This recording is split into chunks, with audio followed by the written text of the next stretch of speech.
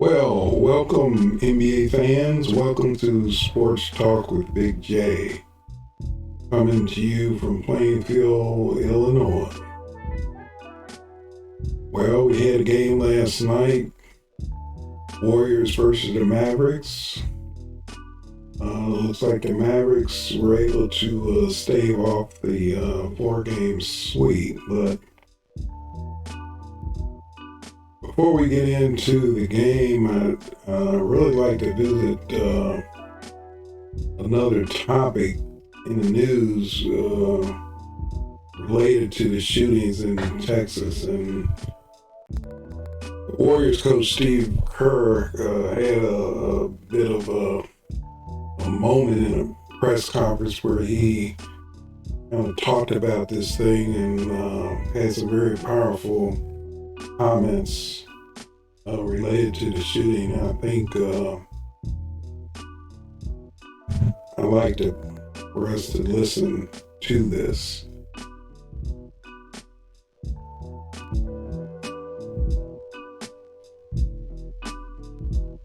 Basketball, nothing's happened with our team in the last 6 hours. We're going to start the same way tonight.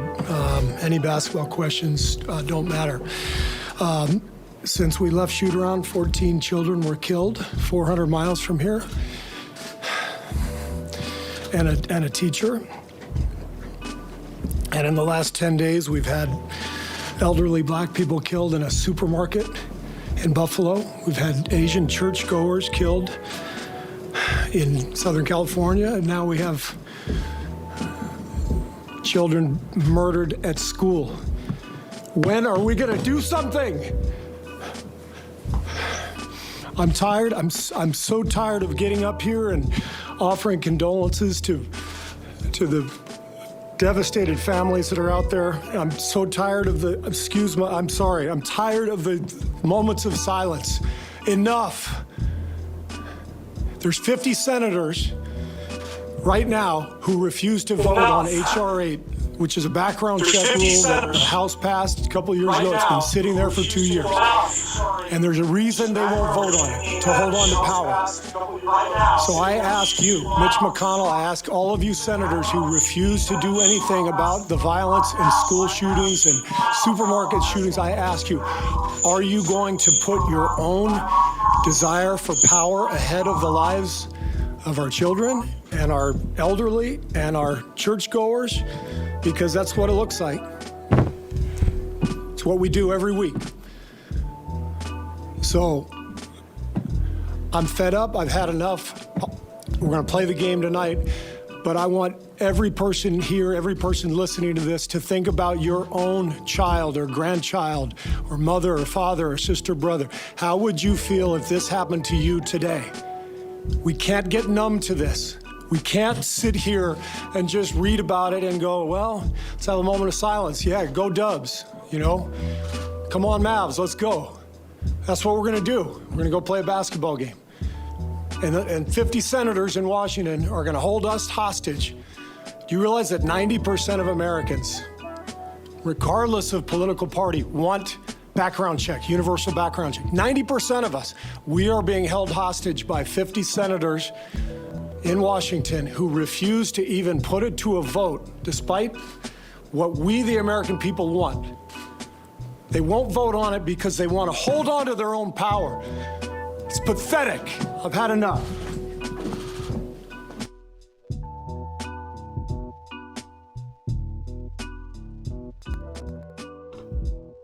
Oh boy, wow. The Bob's Burgers movie has dancing, explosions, robots. Very powerful message.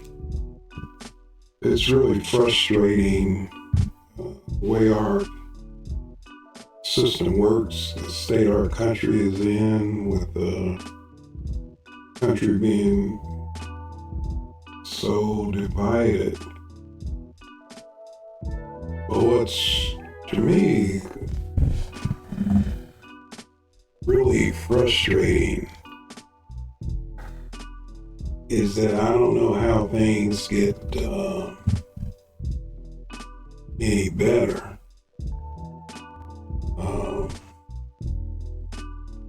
when I became... It seems to me that there's such a lack of honesty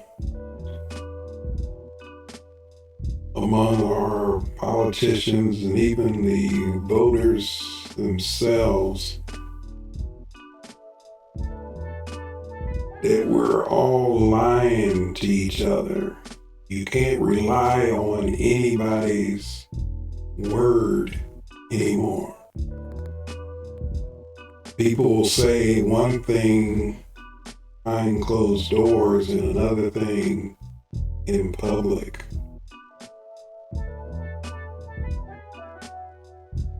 We just spend all of our time lying. It's just the most remarkable thing. Look at what's going on with the Supreme Court and Clarence Thomas and his wife. The Supreme Court justices that talked about Roe v. Wade during their confirmation hearings and gave the impression that this was settled law, but then were doing something totally different once they got on the court. I was listening to yesterday, they had Kellyanne Conway, former advisor to Trump, and actually ran his campaign back in 2016.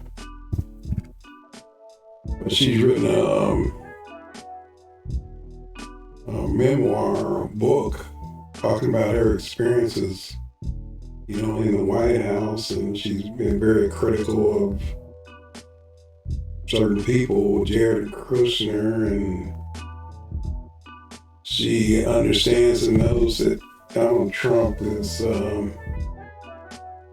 lying about the election. She was asked point blank on the show, on The View, did she lie to Trump about whether he won the election? She said no. Yet and still, she would support Trump as president again, knowing he is lying to the public, knowing that he's a liar, and still she would support him. She would not deny or say anything bad about Trump.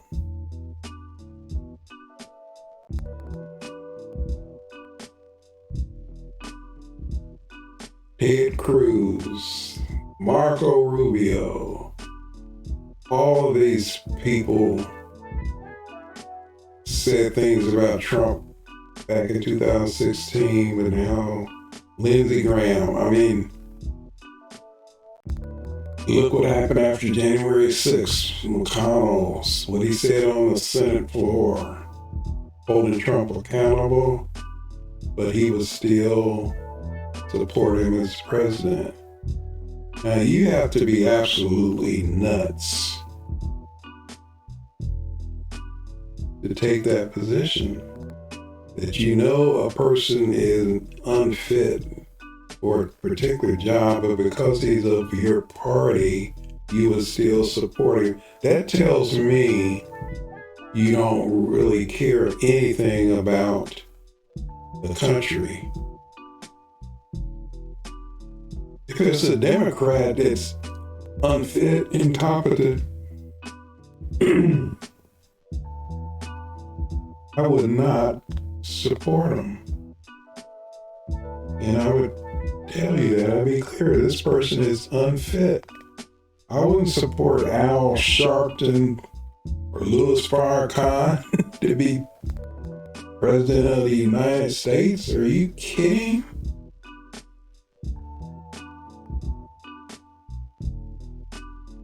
Lies, lying to each other. It's interesting when you think about it. Our country is built on lies. The first lie that was told in terms of the founding of our country, I'll tell you what it is.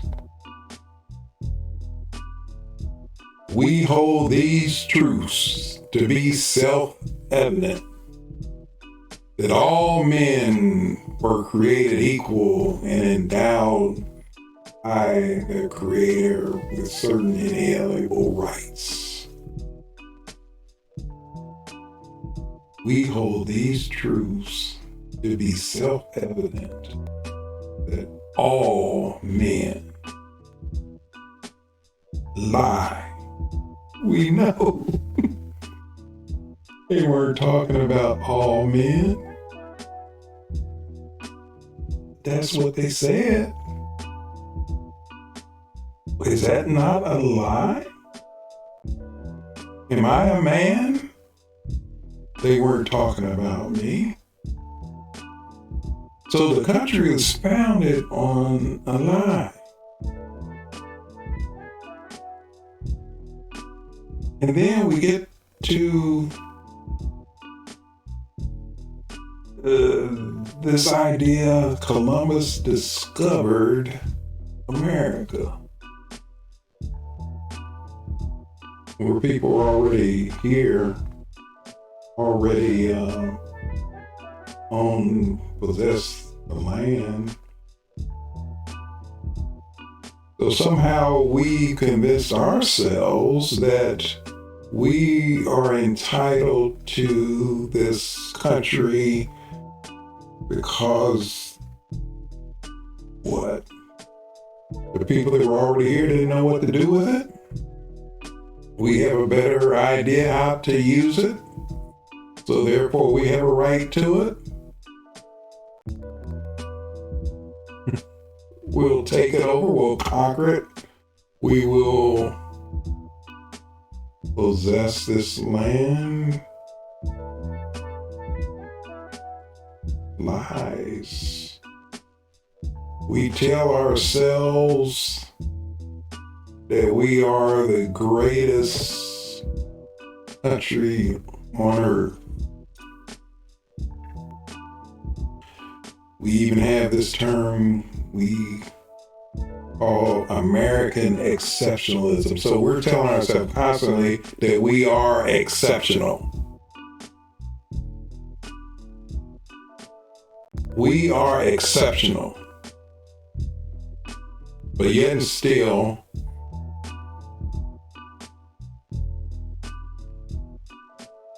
we have all these mass shootings with guns, and I understand that this doesn't happen in any other country. President Biden asked the question, why? Why is that? What is this thing about guns? We're so tied to guns. This Second Amendment, what is that all about? It's the most remarkable thing, because when you really think about the Second Amendment is obsolete and totally meaningless. But yet still we hear people swear by this. They act like this is the most important amendment in the whole Constitution. In reality, it's probably the dumbest. And it really shows you the fallibility of our founding fathers, who, of course, had no way of seeing, what havoc this amendment would, wreak in our country. Here's why I say it's obsolete. Now, you understand the whole purpose of the Second Amendment is this so-called right to bear arms. And, according to the Federalist Papers, where they were explaining the reasoning behind the Constitution, this was to make sure that the people could protect themselves against tyranny and to be protected from a tyrannical government. So therefore, you can bear arms, you can take up and protect yourself. Now, think about it. Protect yourself from a government, tyranny, your right to bear arms. So you can bear handguns or rifles or assault weapons to protect yourself from a government that has a standing army and nuclear weapons. So here are you with your handguns up against the government with nuclear weapons. Now tell me where the protection is with your right to bear these handguns.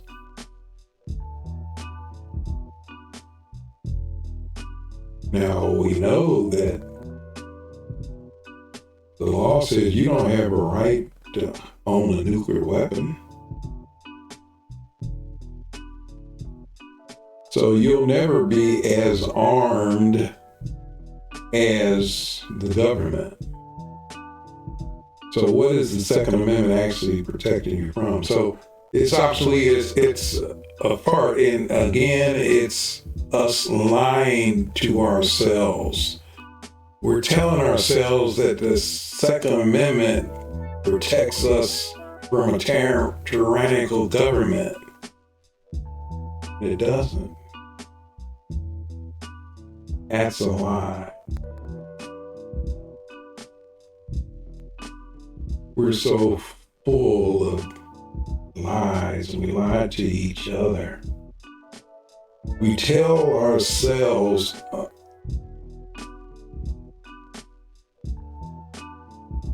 and politicians, they'll run and say, well, I respect the voters,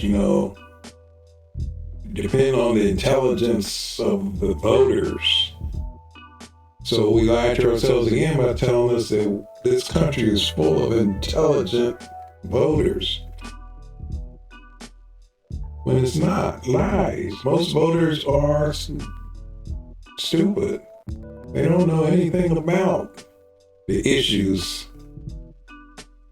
That's why we have a country where they think that the president is responsible and controls everything. That's why when something goes wrong, we blame it on the president. How dumb is that? Gas prices are high.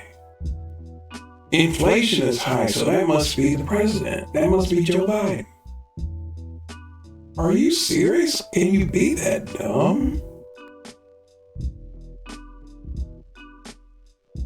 And so the ratings are for Biden are very low. The pandemic is still going on. The crime rate is going up. Oh, that's under Joe Biden, so all you do is switch presidents, go back to Trump, and all these things will go away. I'll never forget when Trump was giving his a speech when he had won the presidency. He was giving his inaugural address. He was saying that all this stuff, lawlessness, stops right now, today. Because he was president, he was in control, and everything bad would stop the day he took office. And people bought into that. People are still buying into that. People are buying into that now who think that the lies that Trump is telling, that he will be doing a better job than Biden if he were president. Putin would never have invaded Ukraine if Trump had been in office. Lies, we lie. And I do fault a lot of these dumb voters. The only way politicians are allowed to get away with these kinds of stupid lies is that the voters accept it. The voters allow it to happen. The voters will accept a lie. Voters are not bothered by hypocrisy. That is crazy to me. They're not bothered by hypocrisy and lies. They're not moved by hypocrisy or lies. Kevin McCarthy, the leader of the Republicans in Congress, lied and was caught on tape lying.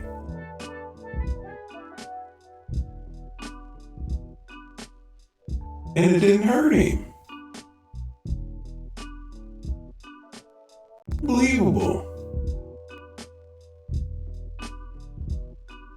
The Republican nominee in Pennsylvania for governor, election denier, won the GOP primary based on a lie. Marjorie Taylor Greene just won in Georgia again, the primary. Lie. And she's a...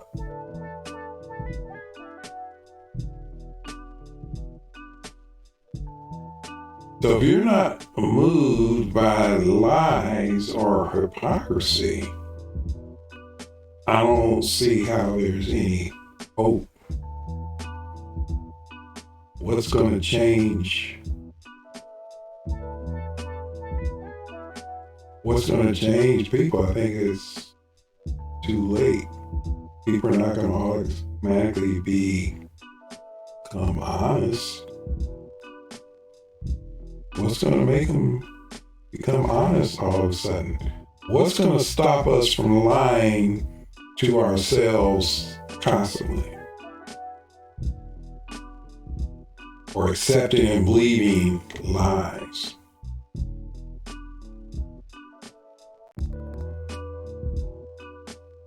I don't know what's ever going to change that. I really don't. Well, anyway, that's enough of that. Talk about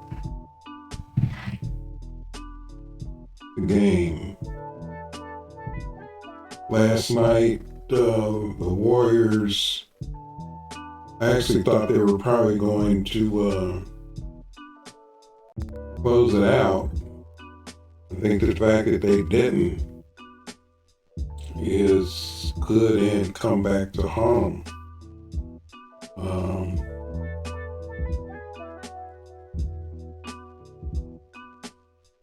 Dallas has got their confidence up, and I don't think they're going to be afraid to go into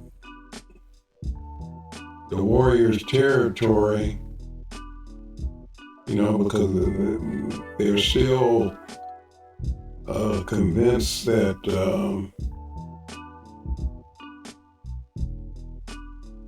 they did it with Phoenix, when they went into Phoenix in Game 7 and destroyed them. Last night, Luka Doncic led the way for Dallas and came close to a triple-double. He put up 30 points, 14 rebounds, and 9 assists. And then you had Dorian Finney-Smith. He had a strong game, recorded 23 points. Much better than the last game. He had 6 boards and 2 assists. Even Reggie Bullock had 18 points after scoring 0 in the previous game. Jalen Brunson finished with 15 points, 5 rebounds, and 5 assists. Even Maxi Kleber had a strong game off the bench with 13 points and 8 rebounds. Spencer Dinwiddie had 10 points with 8 assists coming off the bench. On the Dallas side, we had Stephen Curry led the Warriors with 20 points, 8 assists, and 5 rebounds. Draymond had 10 points, 6 assists, and 6 boards. Wiggins came back to earth, 13 points, 5 boards. Klay Thompson only had 12 points, shooting 5 for 10. And he was only 2 for 6 from deep. Jonathan Kuminga off the bench had 17 points and 8 rebounds. So, in terms of field goal shooting, Dallas shot 50%, 41 for 82, whereas, Golden State shot 48.8%, so they didn't shoot too bad. From the three-point range, though, Golden State shot only 35%. They were 10 for 28, whereas Dallas shot 20 for 43 for 46.5%. They made 23 pointers. So, we said all along it's a make or miss league, especially with Dallas. They're making threes. They're tough to beat, and they're missing threes, then they're going to lose. This is a surprise statistic in terms of free throws. Golden State was shot only 65%, 17 for 26, whereas Dallas shot 17 for 22, so they shot 77%. Dallas actually out-rebounded Golden State this time, 45 to 42. So, turnovers were even, only had 8 turnovers for each team. So, my view is that if Dallas or Golden State better win Game 5 in San Francisco. Because if they don't, they go back to Dallas, that's going to be pressure on them. So they're in a must, in my view, opinion now, just my opinion, they are in a no-win or a must-win situation in game number 5. Because if they lose 5 and go back to Dallas, talk about momentum, talk about confidence, and the way Dallas seems to shoot when they're at home. And then if they went to a game 7, anything could happen. So, I'm gonna look at some look at some highlights of the game last night.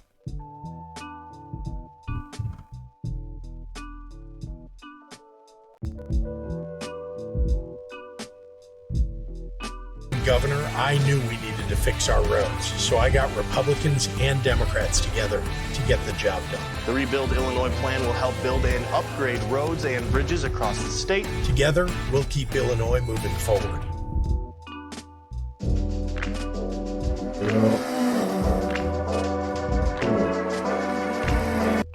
He's more mobile now, able to stay with people better than what we saw when he first came back. And he admitted, Stan, that that was the one part of his game which had not come back all the way.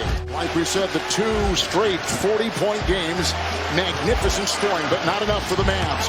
Brunson takes it in, working on Curry. Thompson, here comes Draymond Green. Much more settled game in game 3. Wiggins drawing Brunson's defense. How good has he been, especially in the first quarter? Here comes Steph Curry the other way. With the 2 double-doubles in this series, into Green, sails in, gotten back to the defense. Dallas has had control inside on the rebound. Nice job there by Bullock getting back. Finally. Finney Smith with a three. On his right shoulder earlier in this series. Green, drop pass, sets a screen, and a 3 by Stephen Curry. They didn't get enough of that. Wiggins there and a quick show by Curry. Now the blitz. He snaps it in the corner. Finney Smith 3. He's got 2. Some guys playing man. They left Doncic open to start, and Kleba knocks one down. It's Curry inside, off balance, scooping it home. Doncic and Looney. And Steph with the switch. A show. Back inside. Good cut. Got the 2. Ntilikina. Laser pass. Dinwiddie picked up by Curry. Dallas is led by 3. Warriors have led by 4. Snapping it outside. Bullock. 3. Hits another one. 2 in a row. Doncic 1 of 6. Poole with a blitz and a long 3. Luka! In this first quarter, Wiggins a screen, splitting the defense, splintering it. It's Curry who puts it up, and with the floaters got 10. Second quarter underway. Yeah, they have been hitting the threes. The Mavs have. They've got 7 at the end of 1. 3 Poole, and he nails that one. And he's going into Finney Smith with 3 to fire. Right there shows you the athleticism of this young man. If you wear a uniform for Steve Kerr, he's going to play you at some point, even in big games. Bertans 3. Falling here in the first 10 for Dallas from distance. The threes. When I became governor, I knew we needed to fix our roads, so I got Republicans and Democrats together to get the job done. The Rebuild Illinois plan will help build and upgrade roads and bridges across the state. Together, we'll keep Illinois moving forward.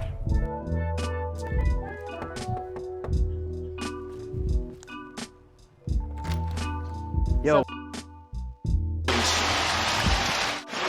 Bertans. Oh, driving inside. Got his own miss. Kicks it out.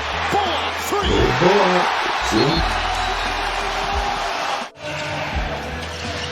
Make or miss. Nice pass. Dinwiddie inside to Bertans. What an assist. Kuminga off the bench now with 7. Oh, what a move. Nice move by the terrific developing play of Jalen Brunson with 6. Where they space the floor, Dinwiddie with Poole defending. Brunson. He'll crash into the paint. The Mavericks, others are doing more, which is why they have a 16-point lead. Green right by Kleba. Got it. Foul. Curry the other way. Puts on the brakes. Launches a 3. Rebound Doncic. He'll come the other way. 9 rebounds for Luka. Right into Wiggins for 2. When he's playing downhill in transition. Yeah, I'd love to see him out in transition more. Klay Thompson triple. 14 assists on 19 made baskets. And a +5 in rebound. Off the baseline, Wiggins. Bullock meets him. Curry will flip one up. Stephen Curry. I'm not sure people know how hard of that shot that is. Look at Luka, take it right down the lane. Careening for two, 13 for him. Doncic. It's Finney Smith with a three. He is on target.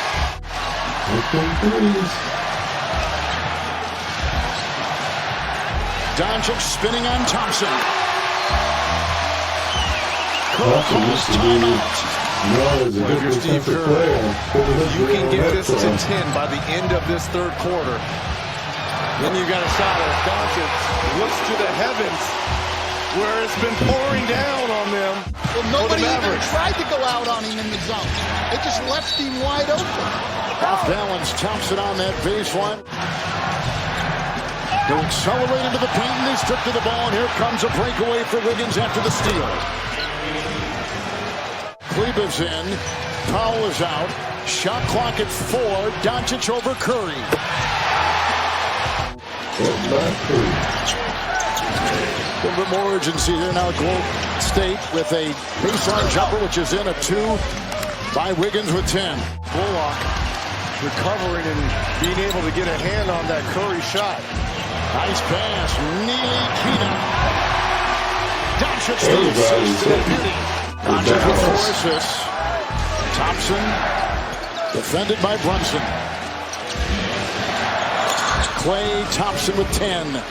They've lost 3 in a row in this series after winning Game 7 in Phoenix. Double Doncic. Turnover. Poole will have the release and the flush at the other end. 0 of 7 from downtown in Game 3, and tonight 5 of 8. Poole open triple. Kleber hit a couple of early threes. He's in now. Blitz on Doncic into Kleber. Cut it! Foul! That was a heat check there. 3 for the Mavs. Hesitation by Curry. It's off to Green. Good feed by Steph. Green was waiting. 10 right there. Got here by attacking the paint and making plays. You got here by playing with some more pace. You've got to do the same thing. Dinwiddie sets up. Or maybe not. Doncic. And Kleber. And Dinwiddie again from 3. Gets it out of the we're playing pop shot out here. 45 threes made through 3 games was the record by Boston back in 17. The degree of difficulty on that 3 by Curry. 21 for Luka Doncic. The rookie Kuminga's on him. You got to get back to that. Attacking the paint. Kleber. So you can live with that. Yes. They always get something good. 13 rebounds for him. Finney Smith driving on Lee to the rack. Especially a team like Dallas, who finished off the #1 seed in 7 and did it on the road over the top-seeded Suns. Poole hits on the fly. He's got 10. Brunson and Poole contorts and flies inside. Rebound by Lee. Down 26 points. Good pass. Kuminga. It was a good pass. Bielitsa. And Lee on the move off that baseline with Brunson defending, and a putback is up and in by Lee. Kuminga has it. He'll dance with Bertans, and it's off to the bench. Bielitsa and the cutting. Moody. And a timeout taken by Kidd. 29. Same group out there for Golden State. Finney Smith is coming with Bullock, and a nice pass to Kuminga, who takes it and gets his 12th point. Damian Lee. Inside, Bielitsa with some crisp passing in 2. Puts it with authority. Poole, nice behind the back. Dances inside and jabs his way for 2 with a series of great fakes. Biggest lead for the Mavs, 29. Same group out there for Golden State. And Moses Moody laces a triple. Down to 14. They haven't done this enough in the series, getting cuts into the middle. That was a big bucket. Another 3 is good by Moody, who, by the way, in March of this year, got 13 against the Mavs. This is when Poole can be dangerous in these high screening roles with his ability to be a shot maker. Kuminga three. Got it!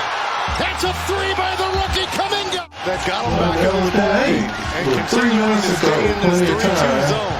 They take out Lee. They bring in Curry. They stay in the zone. Doncic. That cannot happen. He's on Doncic. Look how wide open that middle is. Someone needs to flash right in there. He does. Bulldozing and feeding. How Doncic got. Let me look at that again. That got him back in this ball game and continuing to stay in this 3-2 zone. They take out Lee. They bring in Doncic with the ball. Okay. Right here.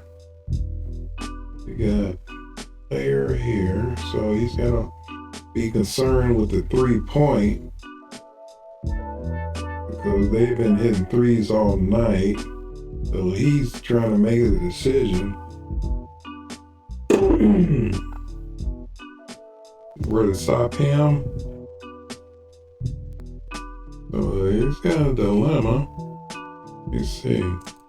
They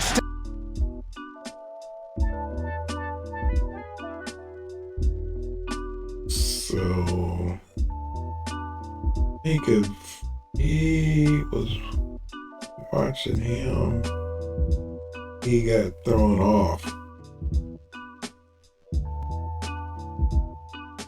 stay in the zone. Yeah. Doncic. Yep. Bad play there. That cannot happen. He's on Doncic. Look how wide open that middle is. Someone needs to flash right in there. He does. Bulldozing and feeding. Bullock. It's Another three. Surveys. Cuts. Feeds. Finney Smith. Area for Game 5 Thursday. Look at that play from Doncic. Wide open that middle is. Someone needs to flash right in there. He does. Bulldozing and feeding. Bullock. It's a three. This is the one. He's on getting Wiggins, guarding Doncic, between the legs. See, this is 1-2-2 zone. Doncic dribbling the ball. Surveys. Okay. So Thompson is concerned about the three here. He's trying to protect the rim. Wiggins lets Doncic get around him.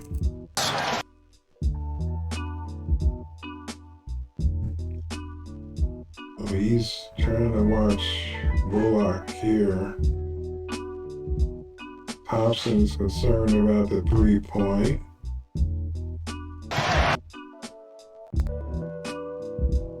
Thompson goes in. He has to come up here since Wiggins let Doncic get around him. Which, he didn't have much of a choice. He's got to stop him here, and of course he just passes. Cuts. Passes right around. Good pass. Feeds Finney Smith. Area for Game 5 Thursday with the Mavericks staying alive. Golden State came back. They had to put Doncic back on the down. So that's Yes. I'll get you the file. Sounds intense. That's What do you do? Retired? Tech? Nah. it's the way that he ended up. So anyway, Boston and the Heat play tonight. That series is tied 2-2. We'll see what happens there. I think I said before, I think Boston is still favorites to come out at, but we shall see. Anyway, that's all I got. See you next time.